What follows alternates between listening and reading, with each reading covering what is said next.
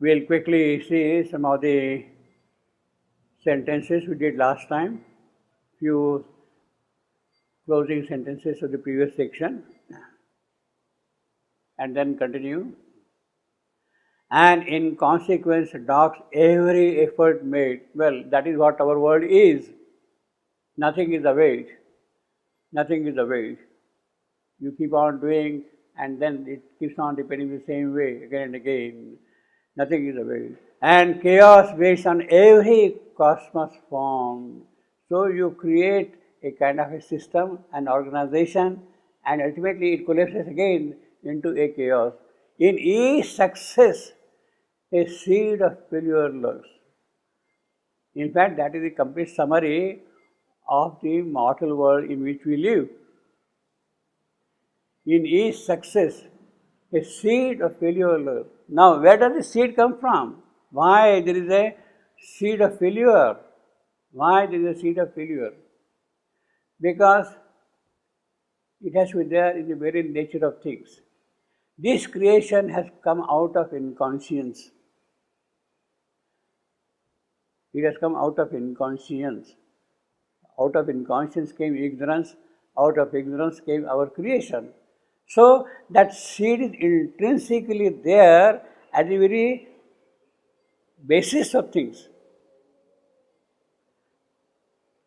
Or the role, the purpose, the play of inconscience is always such that it will make every attempt of his spiritual growth frustrate itself. He saw the doubtfulness of all things here. Well, that is the elaboration of the same line. He saw the doubtfulness. Well, I mean, you think that something glorious will happen, something beautiful will happen, but ultimately it is a doubt. Will it really happen at all? He saw the doubtfulness of all things here. He saw the doubtfulness of all things here. Now, this is a very interesting line also. You see, he saw is an am, the doubt is an am. Now, the third foot, fullness of all. Fullness is a pyrrhic in the normal case, short, of all things, of all is an am. And things here is a trochee. Long, short, things here. Now, so the line would be, he saw the doubtfulness of all things here. That is how it will read, how it will scan. But I think we can also see something very artistic about this line.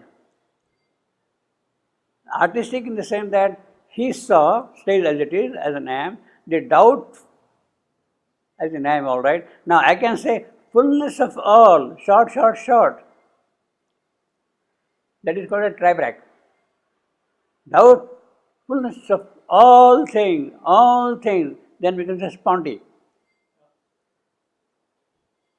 And here, as a single syllable, an am. Here, as a single syllable, an am. Now, such a thing is permissible in the scanning of poetic lines in the English meter. When you have a single syllable at the end, it is called an am, it is called catalexis. It is called catalexis.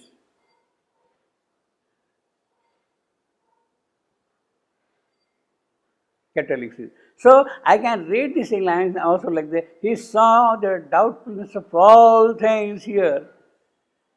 All things here. You see, I mean, it gives a different impact.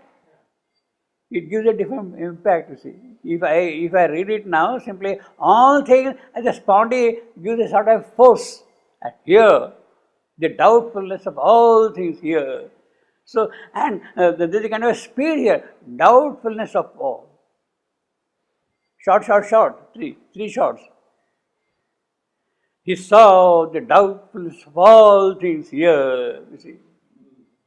So I think in that sense, the line reads better with this catalexis. I don't know how you feel that, you see. He saw the doubtfulness of all things here. That is how we'll read it. Otherwise, the usual scanning will be, he saw the doubtfulness of all things here. There's a difference, Doubtfulness of all things here, you see. All is a pen. So this is an I am, and this is a trochee. Means I am followed by a trochee here, you see. In the general scanning like that. But if you make a little departure and call this thing as a catalexis, then the movement, this impact of the line is a different thing altogether. He saw the doubtfulness of all things here.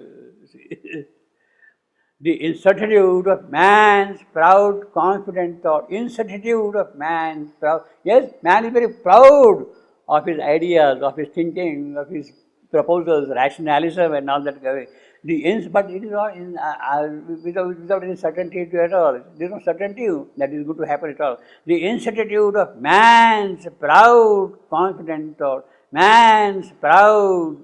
See, that is responding again. Confident thought. The transient to the achievement of his pose, the transient, yes, he achieves great things, big things and all that kind of a thing, but ultimately it is a passing show. It comes and goes away. It doesn't last too long. You build up empires, you construct a renaissance, you have great glories of history, the cycles of civilization come and go. Each civilization has something wonderful and all that thing, but it all belongs to transience. These cycles keep on repeating. The human cycle, as we are seeing here, see. The transience of the achievement. So this is a kind of a commentary on the affairs of this world, you see. A thinking being in an unthinking world. This is what man is. This is what man is, a thinking being in an unthinking world, an island in the sea, in the unknown. So man is an island, small little creature there. He is a smallness trying to be great. Well, that is his greatness. But then, but then that is a small greatness, you see. He is a smallness trying to be great, an animal with some instincts of God. Yeah, there is something, there is an aspiration, there is a will, there is a desire, there is an urge to do something more, that thing, something godly is there also in it. An animal with some instincts of God, his life, a story, too common to be told. Yeah, well, centuries and centuries, millennia and millennia are gone, but the story remains the same. He is not really much different than what he was maybe 10 million ago, 10 million millennia ago. His days a number summing up to zero. You achieve great things and then again they collapse and they disappear. His days a number summing up to naught. His consciousness a torch lit to be quenched. Yeah, well, there is an aspiration, but then it doesn't last too long. The bhakti movement has come, the philosophical movements have come, the spiritual growth has come, the Renaissance has come, it has brought something lyrical and all that thing, but then that quenches. Why has Renaissance disappeared? Why didn't it last too long? You see, as a natural question is there, the seeds of kind of decay in the Renaissance and present in the birth of Renaissance itself, you see. His consciousness a torch lit to be quenched. His hope a star above a cradle and grave. So, his hope is there like a star there above life and death. Cradle, that is his birth, life. Grave, that is his death. He goes away like that, you see. His hope a star above cradle and grave. And yet, a greater destiny may be his. Well, see, I have been stupid all along. It does not mean that I should remain always stupid forever, or there is no chance for me not to be stupid anymore tomorrow. You see, I mean, I can't assume that I will remain always a stupid fellow. I am mortal, I am subject to death. It does not mean that I will be always like that. Why should, on what basis I can assume it? See, it is a kind of a inertia of thinking that because you have been so, therefore you will be so. See, you are not really breaking a new ground. You are not taking a fresh look at things at all. His hope is and yet a greater destiny may be he, for the eternal spirit is his truth. He may not be aware of that truth which is there in him, but that truth does not remain quiet. That truth works by itself silently in him and makes him progress also. For the eternal spirit is his truth. Now, this eternal, obviously, in contrast to this transience.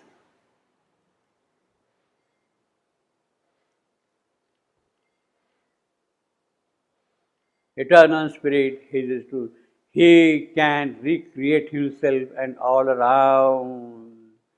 That's right. He can recreate himself, yes, and all around. Not only himself, but the world in which he is living. That also he can recreate, bring out a new world, and fashion new the world in which he lives. Well, he gives the example now. Recreate what? A new world in which he lives. That is what Matri Mandir is there. That is what Auroville is there for. He, ignorant, is a knower beyond time. Now this one, he is a knower, capital no. He is God himself, the knower, supreme. He is not just man knower, but there is somebody deep within him who knows things. And that knower is a timeless knower. He is always there. The inner soul of man, the Godhead who is there within him, he knows his future. He is there. We may not be aware of it. He is ignorant of it. But he knows that deep person within him, he knows it. He is the self above nature, above fate. He. Now, see, there is a little problem also here. This whole description is about man. There is a mention of man somewhere here. Okay, we'll see that thing.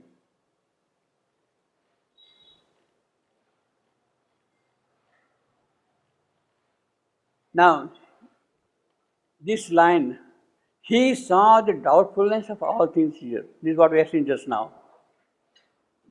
From the point of view of scanning. Now, here, this he is certainly Ashwapati.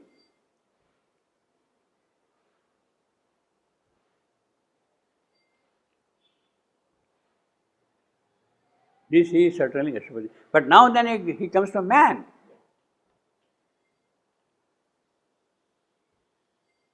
This man is a thinking being. This man is an island in the unknown sea. This man is a smallness. This man is an animal. His life, this man's life is too common to be told. His days, his consciousness, his hope. So all these he's here pertain to man. Man, who is man? Just a thinking being. Manomaya Purusha, mental being.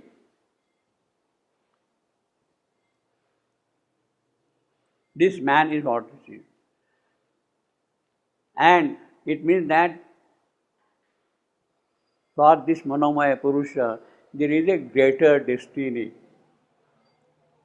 Beyond the mental being, there is a possibility of him growing into something larger, bigger, nobler, higher. For the eternal spirit is his truth. His, of course, now again stands for that man, that mental being, not for Ashwapati, you see. This his is for man. he can recreate himself and around. So that is what man can really do. There is a scope. There is a kind of an inbuilt mechanism in man himself to outgrow his present state. It is there already present. We will not be tapping it, we will not be capitalizing on it, we will not be taking it forward, but it does not mean that it is not there. It is certainly there in man, you see. He can recreate himself and all around and fashion new the world. You see, this is again important. He can fashion new the world. The present world which is there, that he can reshape, remold, bring out something. He does not say, can fashion a new world. He doesn't say fashion a new world. He can fashion the existing world. You see, that is what it is. Fashion new the world in which he lives. He can change the present world. He, ignorant, is a knower beyond time. Now, this he does not know that he is really the knower beyond time. That there is somebody within him. Mental being does not know that there is some superior being sitting in him who looks things beyond time. Man is moving things in the process of time, and he is not aware that beyond that process of time there are other possibilities also which can open out for him. He is the self above nature. When he realizes himself, then he knows that he is the Atman. He is Purusha, the divine Purusha, who is not governed by Prakriti, by nature. He is not governed by Prakriti. He is the master of things that he can understand.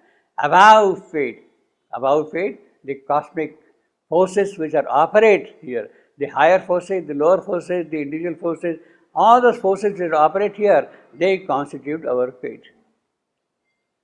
So he can work beyond that. He is the self above nature, above fate. His soul. Now this is what we see about man. But now his soul retired. We come back to Ashwapati, a new section. We come back to Ashwapati. Now this new section, it has just 21 sentences and 71 lines.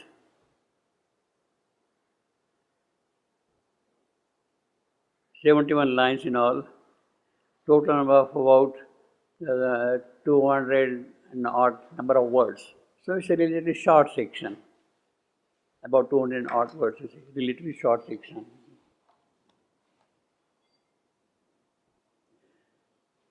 His soul retired from all that he had done. Well, what did Ashwapati really do? All his spiritual realizations which he had until now. From that. Why he is retiring? Why is he withdrawing from that? Because he sees that there is a seed of failure in this world. He has to discover that thing. He knows that he is the self above nature, but then at the moment there is the seed of failure, there is the transience which carries. So, in order to see that, he prefers to retire from that thing. His soul retired from all that he had done. Now, what is retiring is his soul. Ashwapati's consciousness is still there. Hush was the futile din of human toil. The soul remains in quietude, in solitude. The soul remains in solitude. Now, this is necessary at times when the soul is making a progress in the initial stages. You withdraw from all the external activities, remain in quiet, and then build up yourself so that you can again enter into activity. Solitude, love for solitude is a good thing, but then a condition should come when solitude should be incontingent. Whether you are in the temple with the bells ringing or in the marketplace or people shouting and all this, your solitude should not get disturbed at all. You see. That is the condition will come later on. You see. You are in the busy life, in the active life, all kind of freeway noises there, traffic is there and all that. Still, your inner solitude does not get shaken up at all. But that comes later on. But in order to acquire that thing, what is required to begin at the beginning is to withdraw from all these things, gather up yourself within, and then build up yourself within, and then you start putting yourself into action. You see. Hush was the futile din of human toil. So all the highway, freeway noises are now there, not there at all, you see. You are in the remote nature, Alaska, where only the murmuring stream, you hear the sound and some birds like that, you see. Hush was the futile din of human toil. Forsaken wheel, the circle of the day, the cycles of time, that is the toil. Human toil, circles of the day, that is human toil. Keep on repeating day after day, every day. In distant sand, the crowded tramp of life, tramp of life. Well, he is talking of the tramp of life. We'll say it is a freeway noise, you see. If you stand on the freeway somewhere, then the whizzing sound which constantly goes on is really terrific, you see. Tramp of life, the thumping sound. You see, when people are walking and all that thing, tap, tap, tap, tap, tap, the sound of feet is there. That's the tramp of life, you see. In distant sand, the crowded tramp of life, the silence for the soul companion left. Well, because he has withdrawn now, his soul has withdrawn. The silence was, again here, the silence I am was spirit. His soul I am compare I am neon Anapest. The silence with the soul companion left.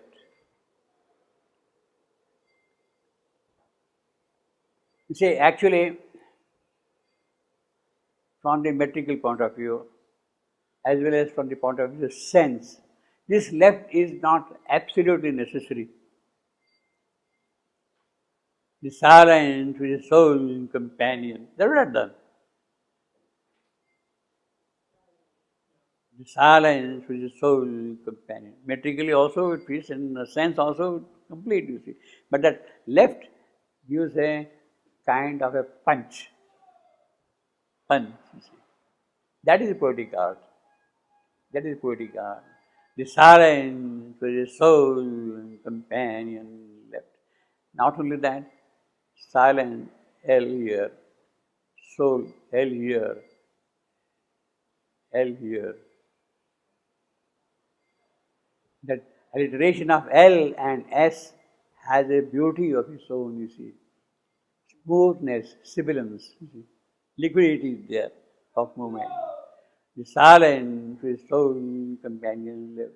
Impassive, he lived immune from earthly hold. He is immune now. They are not going to affect him at all, you see. He has taken a strong injection, and that injection is going to protect him against all kind of attacks of, you see. Impassive he lived, immune from earthly hold, a figure in the ineffable witness shrine. A figure in the ineffable witness's shrine. See, now where is he? He is in solitude. What kind of solitude? Silence. He is in silence. What kind of silence? It is not an ordinary silence. It is a big silence. It is the Creator's silence himself.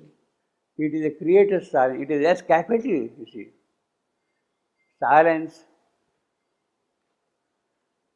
would really mean something which is beyond any creation.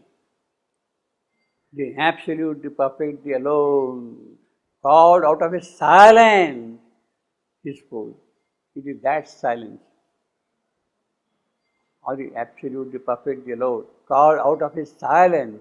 It is in that silence, that is what that capital S means. It is in that silence, means in the world, he has crossed all the stages of manifestation and entered into the ineffable, the unknowable. The unknowable. He has gone to the stage of unknowable, ineffable. Witnesses shrine. So Ashwapati's sadhana, Ashwapati's yoga of withdrawal is go back to the source from where things happen. He has gone to that silence now where from things begin. Why this frustration? Why this failure? He has to find out. He is not going to find out in the mental world. He is not going to find out in the supramental world. He is not going to find out Satchidananda. He has to go back to the very origin of things and discover there what could be the cause of the failure of this world. So he is travelling back like that. Impassive who lived from earthly home, a figure in the ineffable witness shrine, pacing the vast cathedral of his thought, pacing the vast cathedral of his thought. So he is walking in the cathedral back and forth, back and forth, back and forth.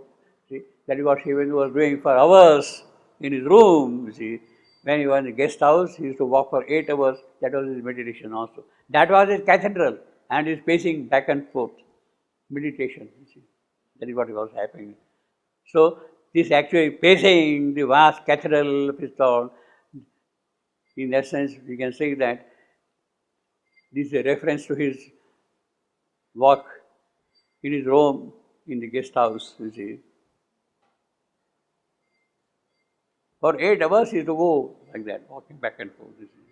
And his heart is dim with infinity, and heavenward brooding of invisibility. Heavenward brooding of invisible wing of the silence. They are brooding over the heaven now here. A call was on him from intangible light. Now that intangible height, that again means the unknowable, the ineffable, beyond manifestation, beyond Satchidananda, beyond the transcendence, Parattara. A call was on him from intangible height. Indifferent to the little outpost mind, he dwelt in the wholeness of the eternal reign, in the wideness of the eternal reign. Indifferent. Obviously, he is not worried about mind at all now. He has withdrawn completely. He dwelt in the wideness of the eternal reign. His being now exceeded thinkable space. He has gone beyond time. He has gone beyond space. His being now exceeded thinkable space because there is no mind at all now. His boundless thought was never to cosmic sight. He has got a new sight with that now. A universal light was in his eyes. He is seeing things now with a different vision. His sight is now of a different type altogether. He does not see the failure of this world. He is seeing the success of this world now. Why this world is getting frustrated, his attempts are getting frustrated. He is not seeing that now. He says, yes, it has to succeed. It has to go beyond what it is. A universal light was in his eyes, a golden influx flowed through heart and brain, heart and brain. Now, this is not just, heart does not simply mean here the emotional being, this vital being, you see. Brain does not simply mean here the mind. They are the physical parts of his being, the very physical of his corresponding to the heart, the physical heart, the physical brain. It is not the thought, it is not the emotion or vital part of it which is there. It is the very physical now which is experiencing the coming of the force. The very physical heart, the very physical brain, mind, it's not mind, it is brain actually, the physical apparatus itself, and that is the golden influx. What is the golden influx? The flow of supramental light and force. Golden influx is the supramental light and force. It is that which he is experiencing in his heart and in his brain, in the very physical nature of it. A stage will come later on when this will expand, this will grow, this will widen to thy golden light came to my brain, thy golden light came to my throat, thy golden light came to my heart, thy golden light came into my feet. So the whole physical being will be all pervaded with that. That will happen later on. A force came down into his mortal limb. A force came down into his mortal limb. So already a great change is taking place in him.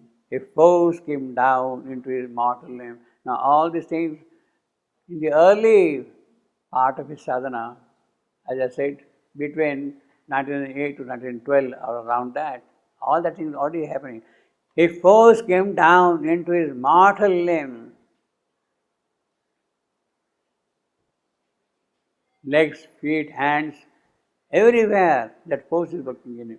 Now, a force came down into his mortal limb. When Shivendu withdrew in 1950, 5th December 1950, a few days later, Amal Kiran wrote an article about the passing away of Shivendu. He is giving the entire history, the course of events and things like that, and narrating the spiritual consequences of that event, of his withdrawal from the physical. In the draft which he had written, he said, his mortal remains. Mortal remains.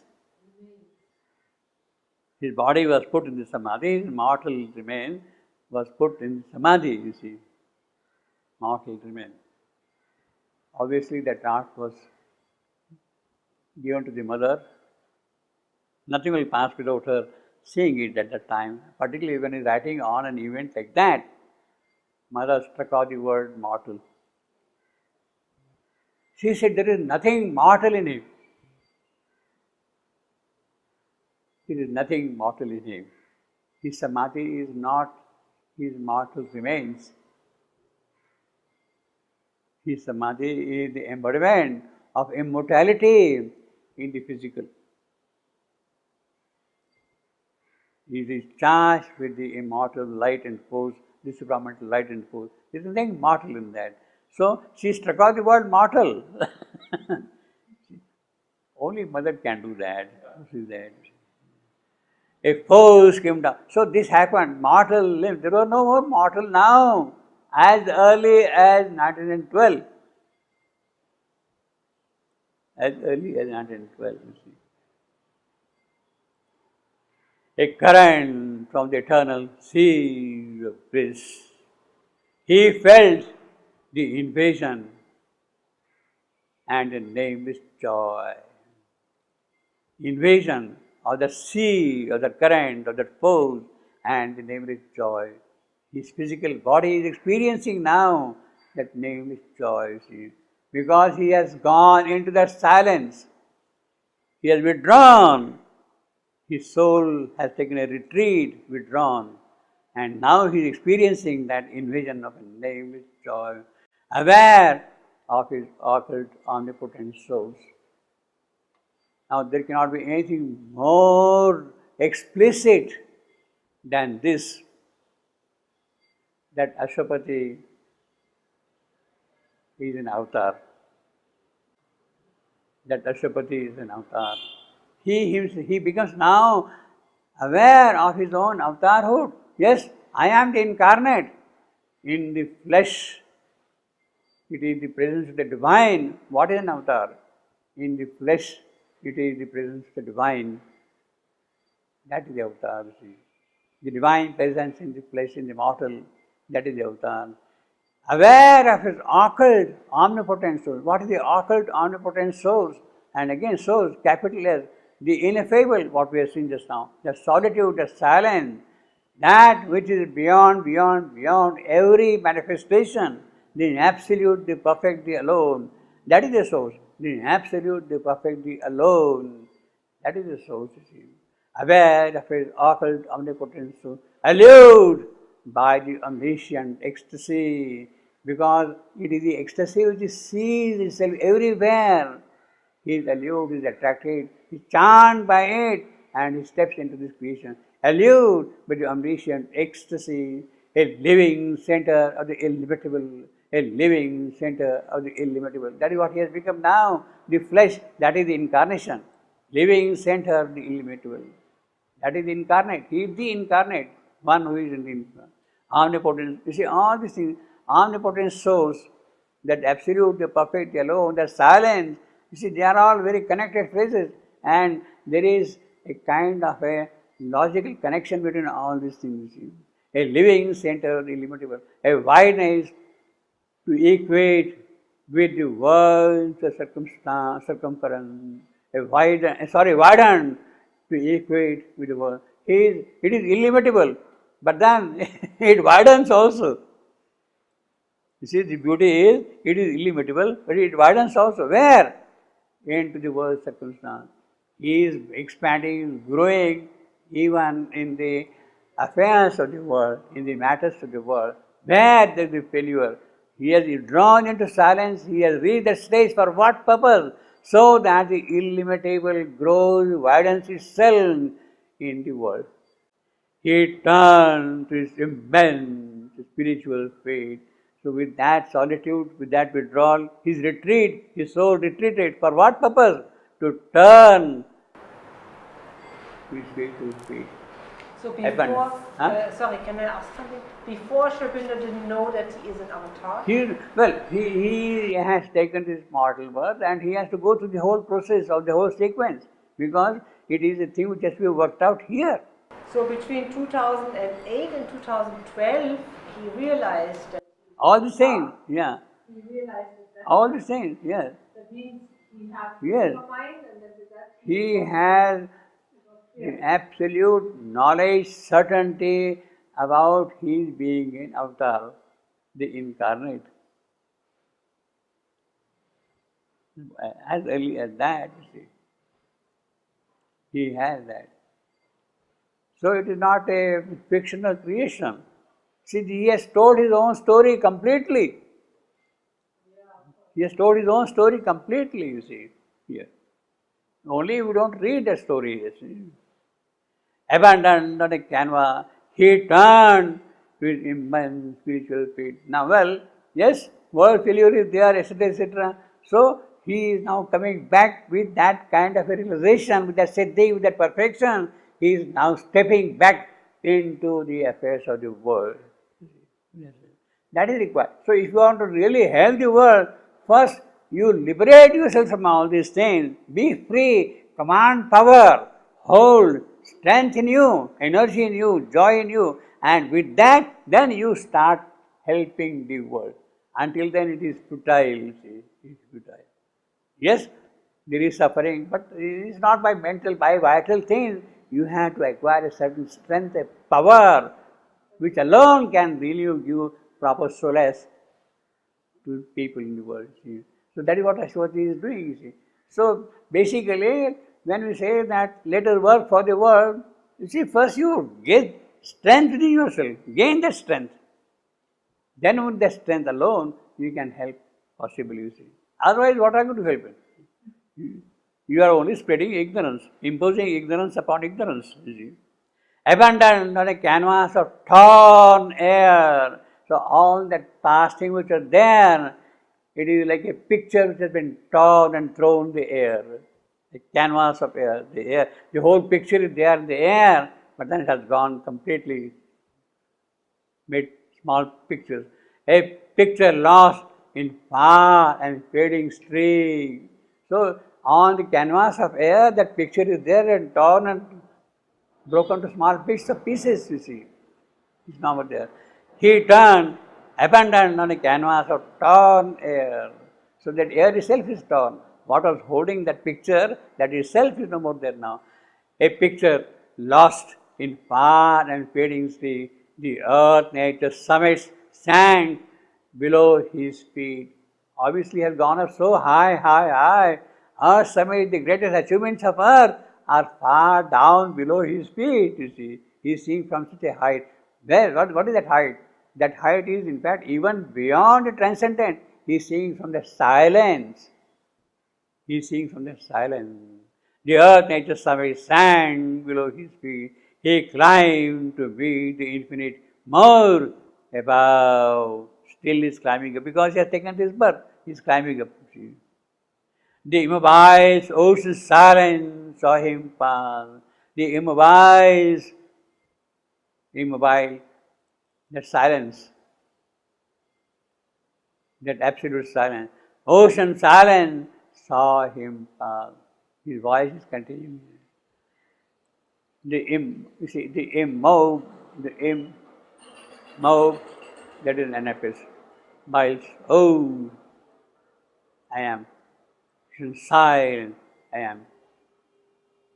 So I am. Him pass. Beyond silence. Yeah.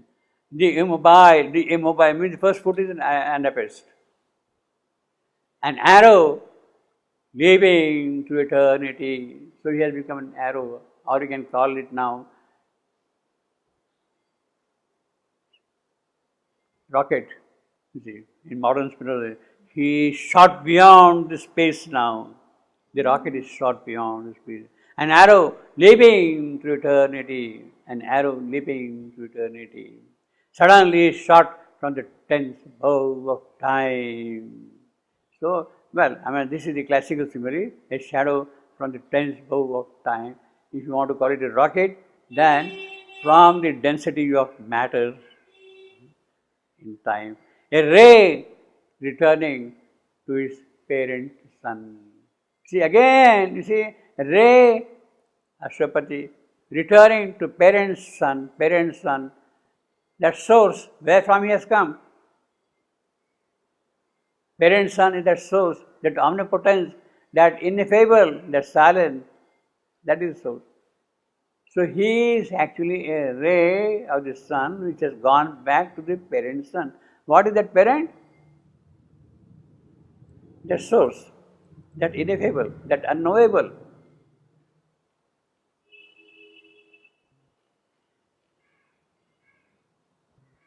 Opponent to the glory of escape. Well, he is escaping, so to say. Opponent to the glory of escape. Escape is, of course, he is a noun. He is going beyond this cosmic manifestation, the terrestrial manifestation of our world. But as he is going back to the parent sun, the black inconscient swung his dragon tail because he has taken the birth here, and the recoil of that arrow, of that rocket, the rocket is going back, and the recoil which occurs here is shaking up the inconscient. The dragon inconscience is the dragon tail. Actually, dragon is a Vedic phrase for the inconscience. Dragon is used in the dragon of the dark foundation. The dragon of the dark foundation is inconscience, and obviously that is the black. The dragon of the dark foundation. So this is a Vedic simile also of dragon. Lashing a slumberous infinite by its fold, a slumber. So the infinity which is lying there below in the inconscience, it is shaken up by that recoil. He is shooting up, the dragon is shaken up, and the infinite which is there buried in it is waking up. Lashing a slumberous infinite by its fold into the deep obscurities of form. So now many forms are coming which are not visible, which are not clear at all. So while he is shooting up, the forms from the inconscience also are emerging, coming out one after the other, like that, you see. So the recoil of the rocket is a very powerful thing to make things change here also. Things which are kind of lying there, they have now woken up. They come into some kind of an action, you see, into deep obscurities of form. Death lay beneath him like a gate of sleep. Very occult, very deep line. Death lay beneath him like a gate of sleep. Death lay beneath him. So, when he is withdrawing on 5th December 1950, where is death? Lying below him, beneath his feet. He is above, much above death. He is much above death. You see. Death lay beneath him, like a gate of sleep. Now, gate of sleep. See, these are very awkward phrases also. I mean, we can keep on talking, but still it is good to talk sometimes, you see. Gate of sleep. He uses the word sleep. Sleep in the esoteric or spiritual literature or the Upanishads stands for Sushupti. Sushupti, Prajna consciousness. Prajna consciousness. So he has gone so much high that death is now looking to him a state of necessary Sushupti.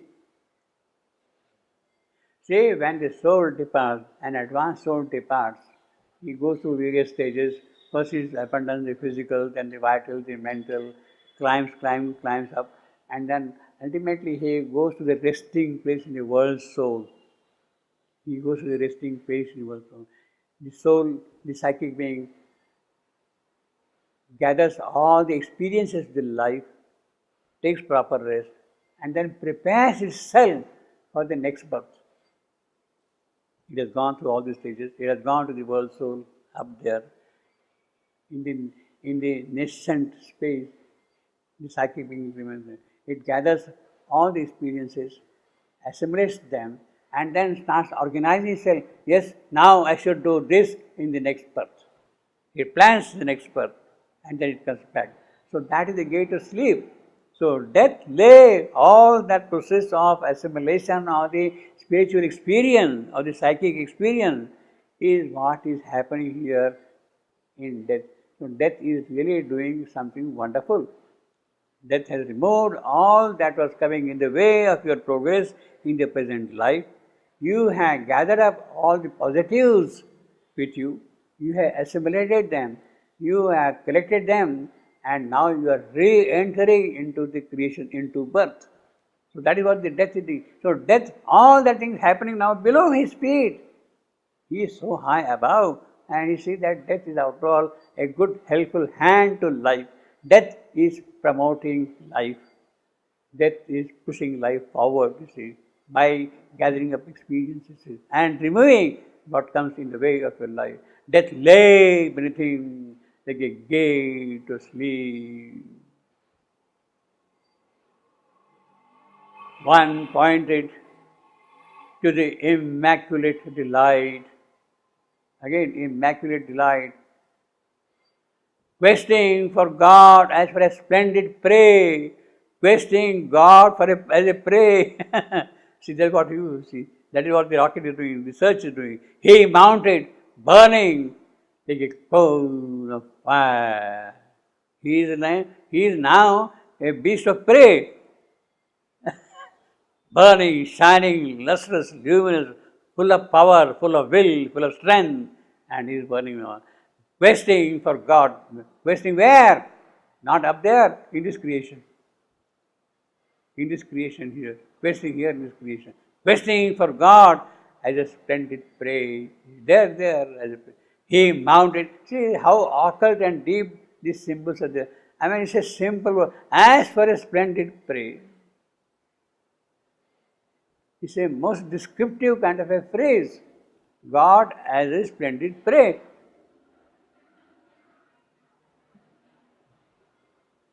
Only a great yogi can see that. A timid person will not be able to call God a prey. You see, a beast of prey. He mounted burning like a cone of fire, a cone of fire. Mounted, what does mount? Cone of fire. Mounting?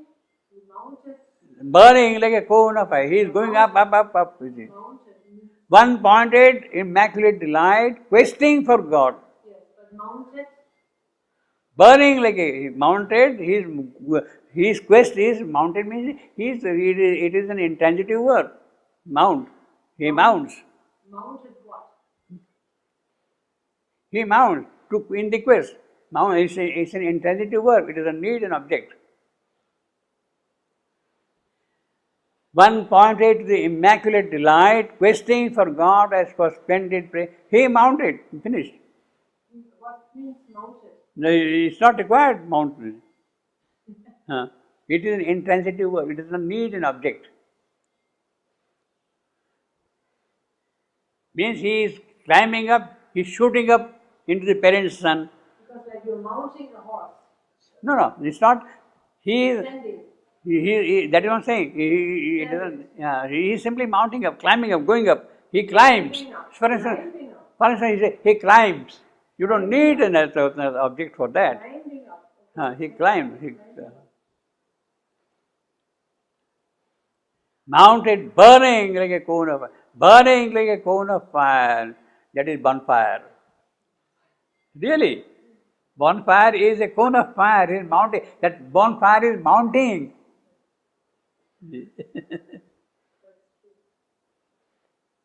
Climbing up, going up to the sky. He mounted burning like a cone of fire. To a few is given that God-like rare release. To a few is given that God-like rare release. To a few, Anapes, is give, I am. That God, again I am. Like rare, I am. Release, and I am. So I got here, to a few, Anapes, is given, I am. That God, Anapes. I got Anapes, I am, Anapes. And then again, I am. Like rare release.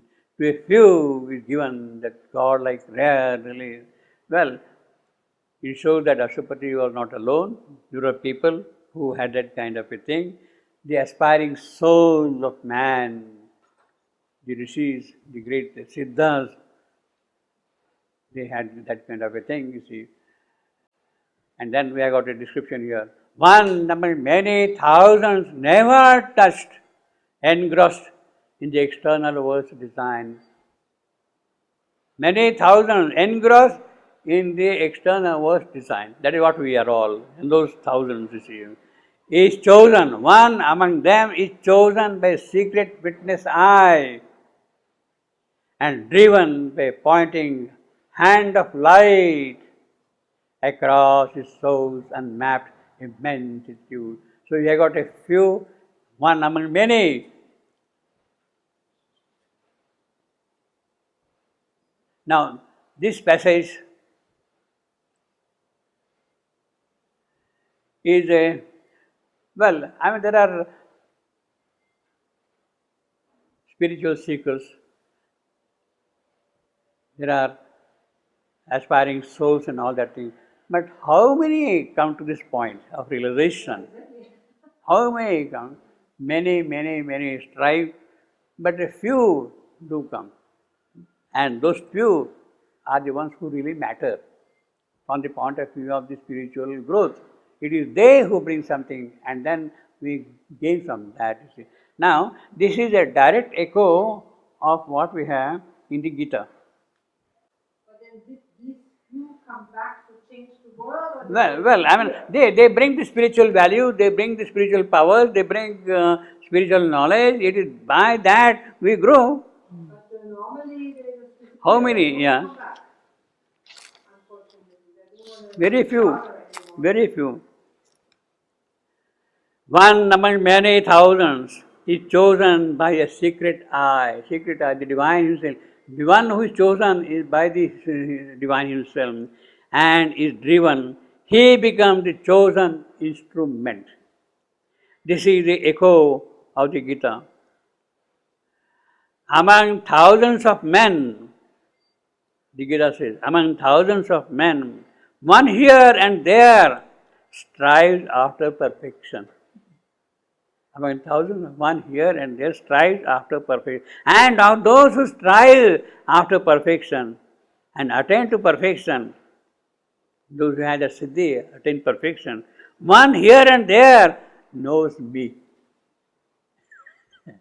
Knows me in all the principles of my existence. See, many people strive. Among those who strive, there are very few who really know me in the principle, in the values of what I am for God. Very few. So this is a direct echo of the Gita statement here. I will read that shloka. Chapter 7. I will read a couple of earlier slokas also. Listen, O Partha, Sri Krishna is telling to Arjuna, how with your mind clinging in me, how your mind clinging in me and taking refuge in me and practicing yoga, you will without any doubt know me in full. So that's the assurance.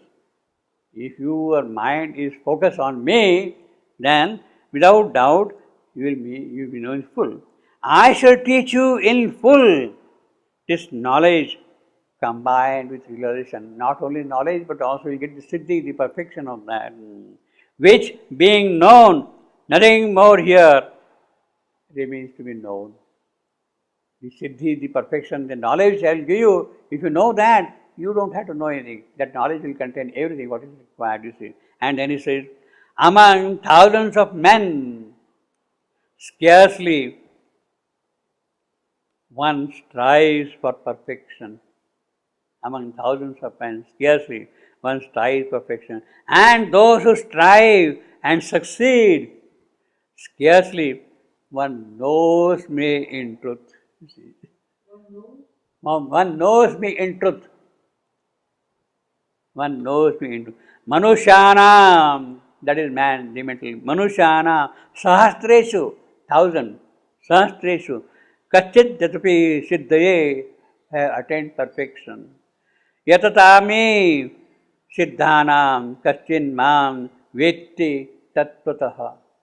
In principle, in tattva, in value, very few, only one or two will know me, see.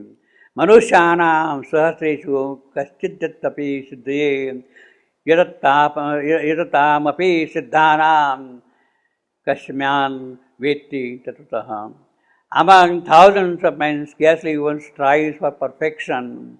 And of those who strive for perfection and succeed, scarcely one knows me. So that is the Supreme Lord Himself. How can know? Yes? But that does not mean that we should not strive. It does not mean that we should strive. See? Now, so here we have got a direct echo of that verse, you see, from the Gita. To a few is given that God-like rare release. Now, but the important difference is between what we have in the Gita. Many thousands of them strive, and among them few come up to this point. Among them very few, one or two, know me. Know me.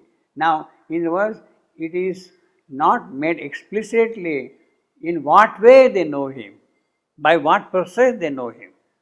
That is not stated in the Gita. Here it is, to a few is given. To a few is given. That is the grace of the Supreme. You may try, you may struggle, you may achieve, you may pursue, but that does not mean that you will be given.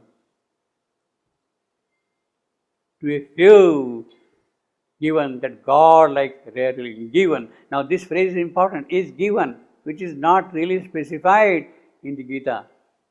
Gita simply states that among thousands of them people strive, among them very few really know me in full then. Know me how? By their own effort or by somebody else's sanctioning the boon to you. So what is left unspecified in the Gita is made explicit here, is given. You have to strive, you have to struggle, you have to attempt, and then you are granted the poor. Is given. This is important. To a few is given that God like rarely it is granted to you. You see, you don't earn it yourself. You see, it is bestowed upon you. You see. One among many. You see, this is exactly the phrase of many thousands, never touched, engrossed in the external world's design, is chosen. You see, is given, is chosen by secret witness eye. So Ashwapati is a chosen instrument to the divine. Ashwapati is a chosen instrument to the divine. He is chosen. He is chosen by secret witness eye, who watches everything. It is that eye of the Supreme, who watches all your actions and movements and your aspiration and all that thing. It is He who chooses. It is He who chooses. He uses his own judgment. Yes, this man has qualified enough now, and let us admit him in our chamber. He is chosen by secret witness eye and driven by pointing hand of light again, and is driven. So is chosen, is given, is chosen, driven. All these things are there by a pointing hand of light across his soul's unmapped immensities. So you can see the difference between what we have got in the Gita and what we have got here. See, basically, you see.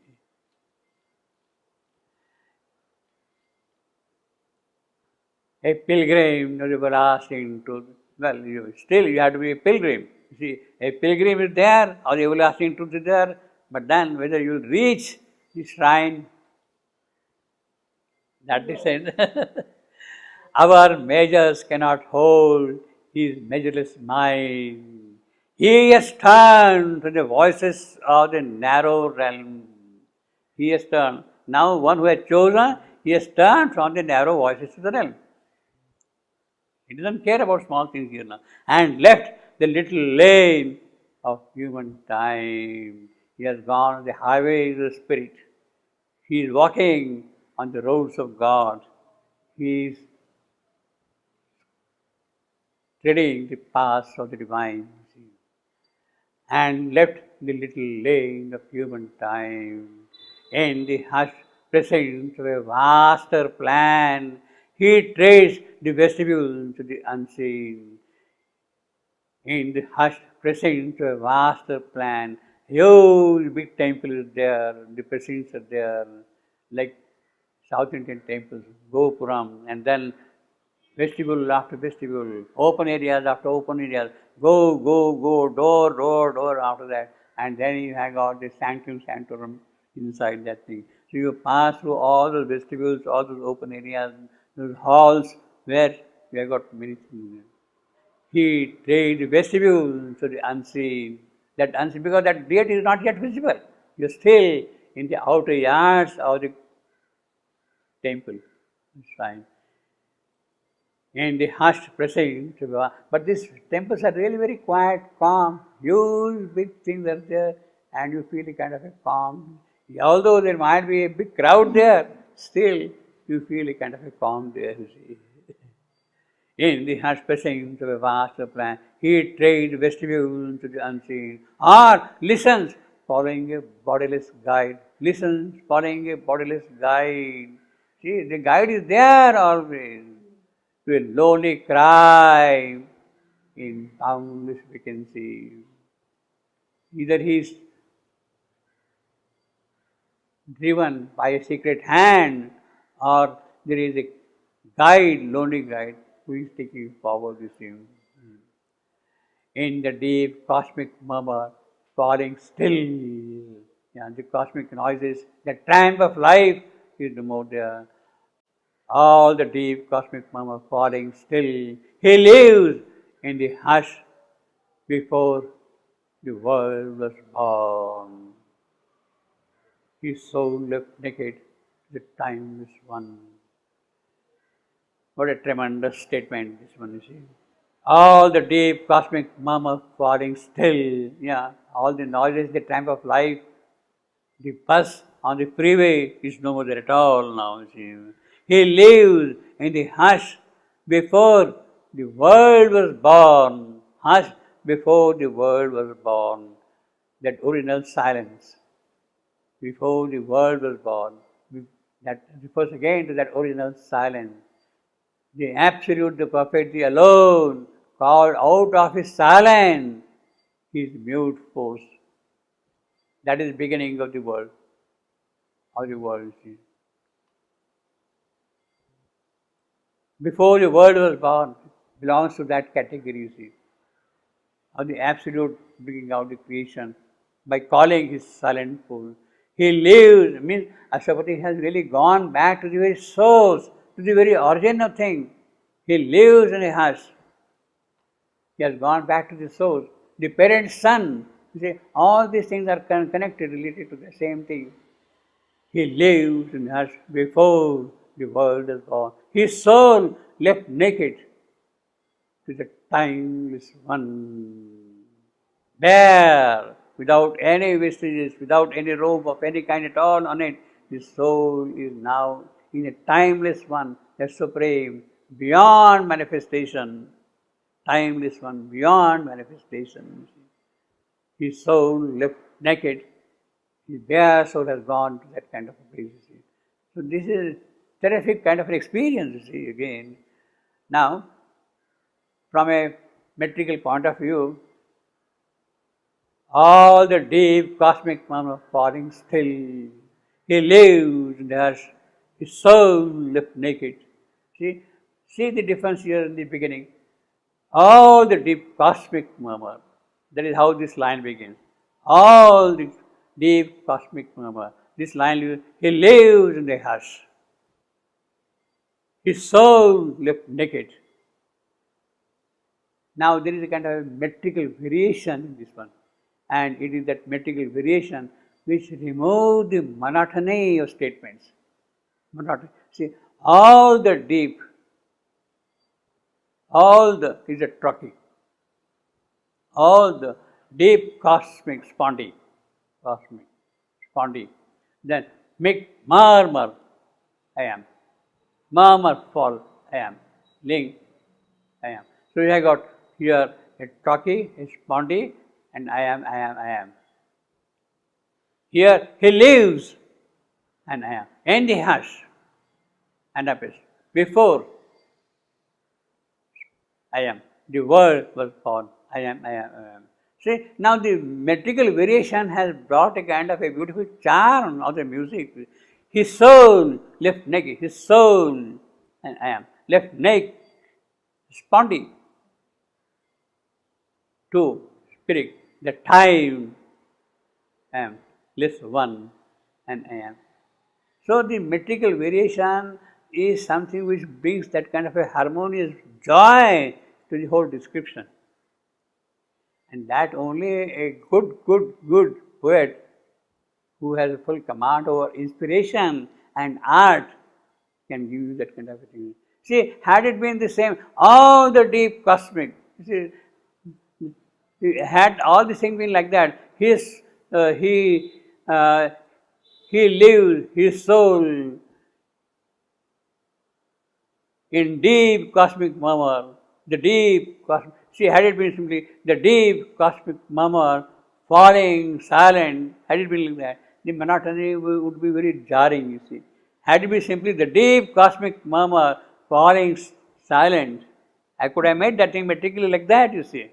But that wouldn't do it. So the variation in the feet is something which is the art of Savitri. It removes the monotony also completely of the rhythm of the movement. So this is a very beautiful example of variation of metrical skill. See. All the deep cosmic power falling still, and again falling still. He lived in the hush before the world was born. He lived in the hush before the world was born. Almost a monosyllabic line. See, this is a little heavy line, but here you have got almost a monosyllabic line. He lives and has before the world was born. His soul left naked to the timeless one, naked, bare, pure, burning, bright. His soul left naked to the timeless one. What a spiritual description this one is. What a spiritual description. Absolutely terrific, you see. Far from compulsion of created things. Well, because he is now in one. Thought and his shadowy shadows disappear. Obviously, you see, for the molds of form and person were undone. So all the luggage he was carrying has been dissolved. Has been dissolved. The ineffable wideness knows him for its own. Again, ineffable, indescribable. These are the qualities of the unknowable. The ineffable wideness knows him for its own. So the unknowable knows that, yes, he is my son. He is the incarnate. Wideness knows him for its own. A lone foreigner of the Godward earth. Well, he is the lone foreigner. He is alone. Absolutely alone. O son of strength, O strong foreigner. That is what the Divine Mother tells him. O strong foreigner. He is a foreigner. Lone foreigner. Or the Godward earth. Now, see again, he has qualified. Godward earth. Earth is moving towards God. That is the entire emphasis. A lone foreigner or a Godward among the symbols of yet unsaved things, things which have to take shape, new thing, new world, new creation, new possibilities which have to come into expression, among the symbols of yet unsaved things, watched by closed eyes, mute faces then born, watched by mute faces then born. They are not taken at birth, but they are watching. He journeys to meet the incommunicable, the ineffable, the unknowable. Again, going back to the source, he's shooting back to the source. The arrow shot from time's tense bow, hearing the echo of his single step, hearing the echo of his single steps. Single, he's alone walking, and he's hearing the sound of his own steps. Hearing the echo of a single name, the eternal course of solitude, the eternal course of solitude. Again, solitude, solace, one in fable, that source is there, see. In nameless marvel filled the motionless hour. In nameless marvel filled the motionless hour. See the M alliteration here immediately. In nameless marvel filled the motionless hour. In nameless marvel filled the motionless hour. In name, I am less mar, I am filled, I am the mode, I am shunless hour and abyss. 4 amps on an apple. And nameless marvel fills the motionless hour. See what a music that line has. You have got M repetition. How many M's are there? 1 M, second M, third M, 3 M, and then you have got L's here. L here, L here, L here, L here. You see, 4 L's, you see. Alliteration. A nameless marvel filling the motionless hour. A nameless marvel filling the motionless hour. See, just keep on repeating and you feel a different sort of an atmosphere creating around you, getting sit around. A nameless marvel filling the motionless hour. Motionless hour. The hours are stationary, they are not moving at all, you see. They have caught there.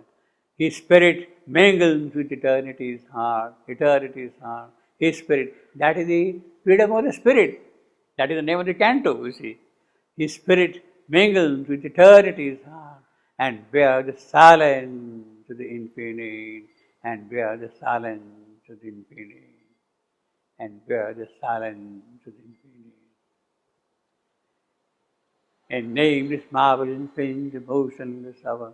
This is very beautiful line, you see, very musical line. In nameless marvel, filling the motionless hour. See the rhythm itself, It is almost mantric, you see. Almost mantric. The pure overhead. It is coming from the over mind. I will say this line is coming from the over mind, inspiration.